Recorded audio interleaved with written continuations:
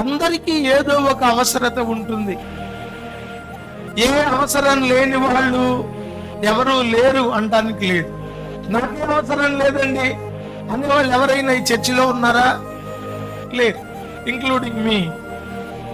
నాకు కూడా నీకే అవసరం లేదో పాస్టర్ గారు, నాకు కూడా చాలా అవసరాలు ఉన్నాయి.